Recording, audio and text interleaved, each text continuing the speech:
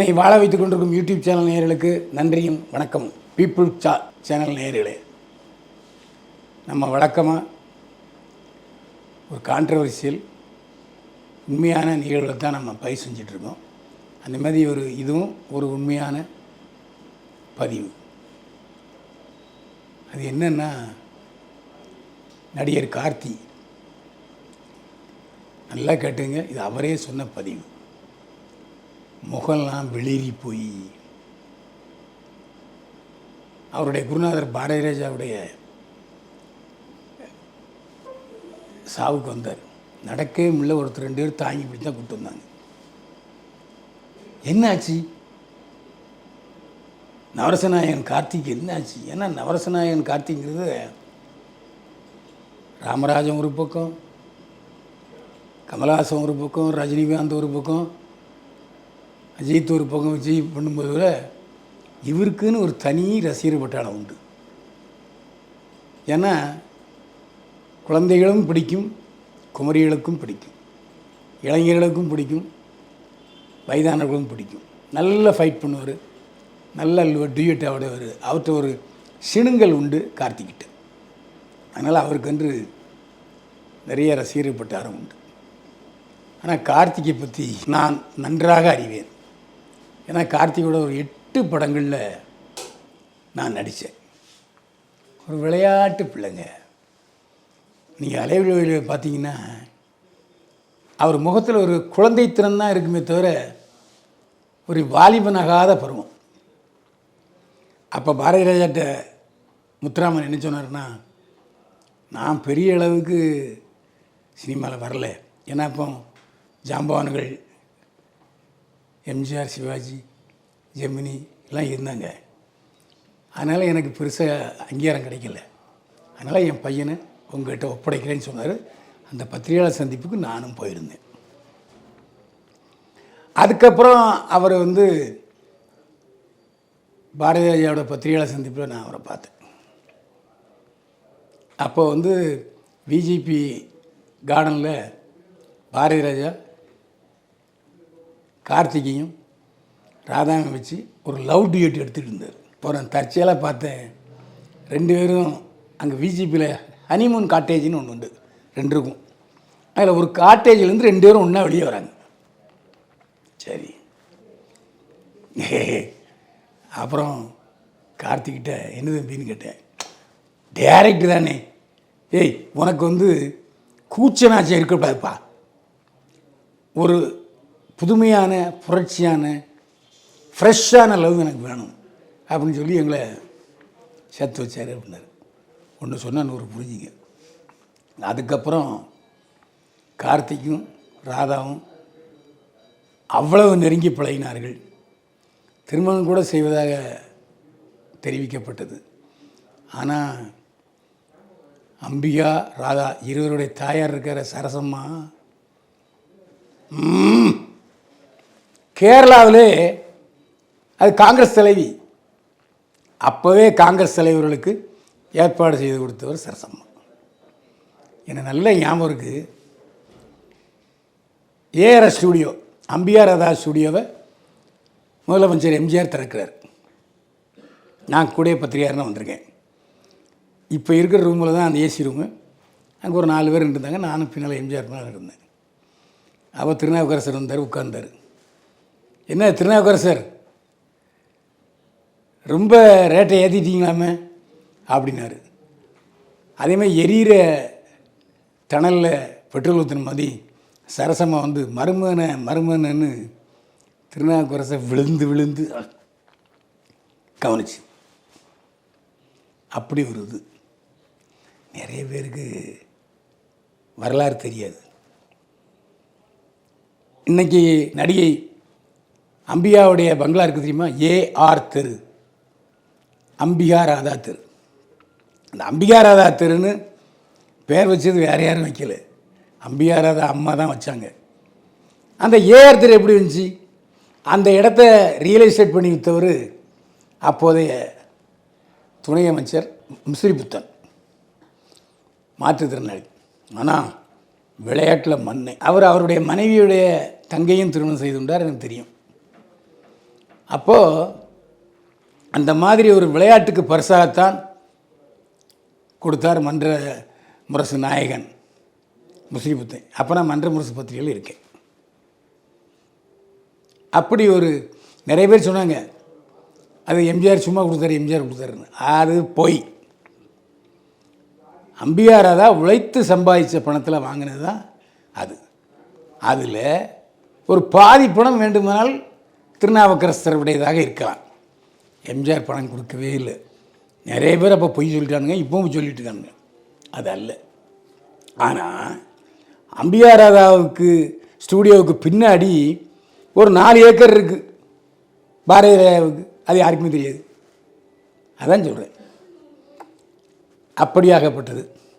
அப்போது நம்ம கார்த்திக் இருக்கிற அவர் முதல்ல மலைச்சாரல் என்ற ஒரு படத்தை எடுக்கிறார். அந்த மலைச்சாரல் படத்தின் தயாரிப்பாளர் யார் தெரியுமோ? தமிழ்மணி. அவர் அப்புறம் தயாரிப்பாளர் சங்கத்தில் பெரிய பெரிய போஸ்ட்டில் இருந்தார். டிவி தொடர் தயாரிப்பாளர் அவர் எனக்கு ரொம்ப பெஸ்ட் ஃப்ரெண்டு. எப்படின்னு கேட்குறீங்களா? அவர் அலையோசை பத்திரிகையிலே பணியாற்றி கொண்டிருந்தார். நான் அண்ணா பத்திரிகையிலே பணியாற்றி கொண்டிருந்தேன். அவரும் செய்தி சேகரிக்க வருவார், நானும் செய்தி சேகரிக்க வருவேன். அப்போ அவரோட திடீர்னு ராயப்பேட்டை ஆஸ்பத்திரியில் தமிழ்மணி அட்மிட் ஆயிருந்தார். விவரம் தெரிந்த நான் ராயப்பேட்டை ஆஸ்பத்திரி போய் தமிழ்மணியை பார்த்தேன். இனியே நல்லா தானே இருக்க, எதுக்குன்னு கேட்டால் அப்படின்னு நர்ஸை பார்த்து சிரித்தார். அப்படி ஒரு டைப். அதுக்கு மேலே நம்ம சொல்ல முடியாது. ஆனால் நம்ம கார்த்திக் அப்போ எல்லா படங்களையும் நடிப்பார். ஆரம்ப காலத்தில் ரொம்ப ஒழுக்கமாக தான் இருந்தார். அதுக்கப்புறம் சேர்க்கை, ஒரு மனிதனுடைய சேர்க்கை தான் அவனை கெடுத்துரும். அவர் கூட சேர்ந்தவங்க எல்லாம் தண்ணி அடிக்கிறவன், சிகரெட் அடிக்கிறவன், ஸ்ரீலோலர், பாடி டிமாண்ட் அதிகமாக உள்ளவங்க. ஸோ இவருக்கு அதிகமாகி விட்டது. என்ன பண்ணார்? சென்னை சென்ட்ரல்லேருந்து ட்ரெயின் கிளம்பும், கோயம்புத்தூரில் இறங்கி அங்கேருந்து பொள்ளாச்சி காரில் போகணும். நம்மளால் என்ன பண்ணுவார்? கார்த்தி பல்லடத்தில் இறங்கிடுவார். அங்கே இறங்கி ஒரு ரூமை போட்டுருவார். அங்கே ஒரு பெண்ணு கஜம் ஜாக்ஸ் டன்டனக்கா டமுக்கிட்டக்க பண்ணப்பான் இங்கே எல்லாம் தேடிட்டு இருப்பாங்க. அப்புறம் ஒரு நாள் கழித்து அப்போ நான் பல்லடத்தில் இருக்கேன், கார் அனுப்புங்கம்பார். அப்படி ஒரு டைப். அதே மாதிரி தண்ணி அடித்து ரூமில் படுத்தாருன்னு வச்சுங்க, மனுஷன் எந்திரிக்கவே மாட்டான். நான் நடித்த படத்திலே ஒரு படம் அனுபவம் என்னென்னா, கார்த்தி கதாநாயகன் நடிக்கிறார், தண்ணியை போட்டார், படுத்துட்டார். ஒரு நாளாச்சும் 2 நாளாச்சும் எந்திரிக்கவே இல்லை. அப்புறம் சென்னையில் இருக்க அவர் மனைவிக்கு ஃபோன் செய்து அவர் ஃப்ளைட்டில் வந்து அதுக்கப்புறம் கதை தட்டி தந்தார். அப்படிப்பட்ட ஒரு விளையாட்டு பிள்ளை கார்த்தி. ஏன்பா இப்படி அப்படின்னு கேட்டால், அடா விடுங்கண்ணே ஏன் ஜாய் அப்படிம்பார். அவர் கடைசியாக நடித்த சில படங்களில் கூட நான் காமெடியாக நடித்தேன். ஜாலி பெருசனுங்க. நடிகர் இல்லை, ஜாலியான மனுஷன் யாருன்னா கார்த்திக் தான். எதையுமே சீரியஸாக எடுத்துக்க மாட்டார். நல்ல சான்ஸ் வந்ததுங்க. கார்த்திக்கை முதல்வர் ஜெயலலிதா அரசியலுக்கு வாங்கங்கிறார். பொத்திக்கிட்டு போயிருக்க வேண்டியதுன்னு போனால் அமைச்சராக இருப்பார். இவர் என்ன பண்ணார்? நான் தனி கட்சி, எனக்கு 7 சீட்டு வேணும், 8 சீட்டு வேணும். நான் உடனே ஜெயலலிதா துரத்தி விட்டாங்க. ஸோ பொலிட்டிக்கலில் 0. அவர் அனைத்து இந்திய ஃபார்வர்ட் பிளாக் தமிழ் மாநில தலைவராக அவர் தேர்ந்தெடுத்தாங்க. நிறைய வாய்ப்பு வந்தது கார்த்திக். ஆனாலும் அதையெல்லாம் இழந்தார் கார்த்திக் பாடி டிமாண்டால். அதேமாதிரி மலைச்சாரல் என்ற படத்தில் தமிழ்மணி தயாரிப்பாளன்னு சொன்னோம் இல்லையா, போகிற இடத்துல அந்த மலைச்சாரல் கதாநாயகியை லவ்விட்டார். பார்த்தார் தமிழ்மணி, விளையாடு தம்பி ஜாலி பண்ணுன்னு சொல்லி 2 பேரும் சேர்த்து வச்சிட்டார். கல்யாணமும் பண்ணி வச்சிட்டார். புரியுதா? தயாரிப்பாளர் தமிழ்மணியும் கார்த்திக்கும் ஒரே சமுதாயத்தை சேர்ந்தவர்கள். ஸோ அப்போ ஒரு டாமினேஷனில் இருந்தார். ஏன்னா பொன்புரமுகுரு சென்னை நேர காவல் ஆணையாளர் இருந்தார். பொன்புரமுகுரு தமிழ்மணி ரொம்ப வேண்டியவர். இப்போ இதெல்லாம் தமிழ்மணி கேட்டுட்டு இருப்பார். யோ இன்னும் இதெல்லாம் பேசிட்டேன் அப்படிம்பார்.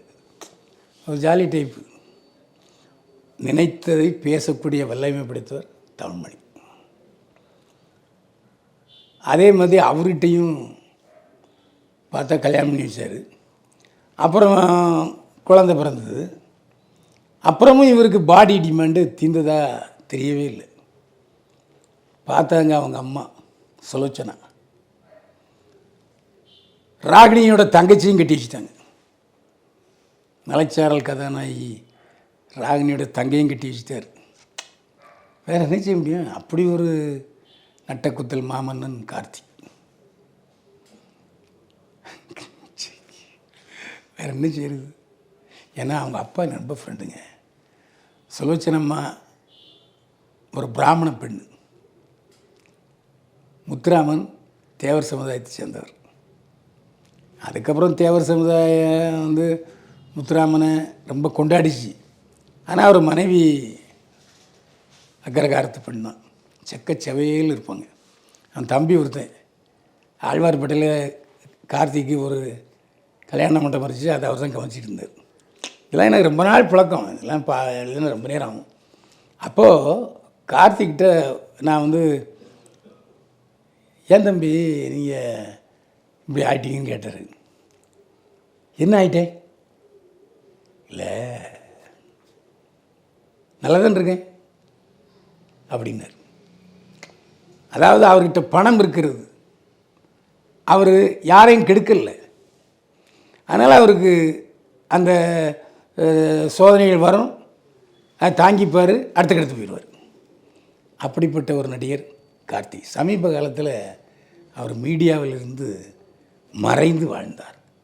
மறைந்துன்னு சொல்ல மாட்டேன், ஒதுங்கி வாழ்ந்தார். ஏன்னா சரியாக பேச்சு வரலை, நம்ம ஆளுங்க நோய் நோயின்னு கிண்டல் பண்ணுவாங்க. ஸோ அதுக்காக ஒதுங்கி வாழ்ந்தார். அவருடைய பையன் கௌதம் கார்த்திக், அவரும் பெரிய அளவுக்கு சோபிக்கலை. ஆனால் கல்யாணம் பண்ணிட்டார். ஒரு மலையாள நடிகை கல்யாணம் செய்து கொண்டார். அந்த பொண்ணு ரொம்ப கெட்டிக்காரி.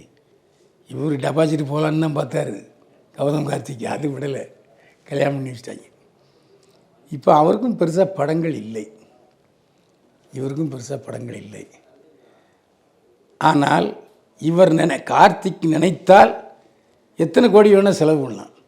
ஆனால் அவர் ஒரு வார்த்தை சொன்னார், 6 மாதம்தான், 6 மாதம்தான் அப்படின்னு சொல்லிட்டார். ஏன்னா டாக்டர் சொல்லிட்டாங்க, ஓடுற வரைக்கும் போடும் சார். இப்போ பாரதிராஜ் எப்படி வீட்டுக்கு போங்கன்னு சொன்னாங்க, ஓடுற வரைக்கும் ஓடும் சார். அந்த மாதிரி தான் சில நேரங்களில் 24 மணி நேரம் டைம்னு டாக்டர் சொல்லுவாங்க, 48 மணி நேரம் டைம்னு டாக்டர் சொல்லுவாங்க. இவருக்கு 10 நாட்கள் டைம் என்று சொல்லிவிட்டார்கள் டாக்டர்கள். நம்ம கோரிக்கை என்னென்னா, ஆண்டவன்கிட்ட, ஏப்பா எங்களை அங்கே அந்த கார்த்திகை எவ்வளோ சந்தோஷமாக சிரிக்க வச்சுருப்பார் தெரியுமா? அவ்வளோ நல்ல மனுஷன். என்ன மிஞ்சி போனால் இன்னும் 60 வயசே கூட அவர் தாண்டி இருக்க மாட்டார்.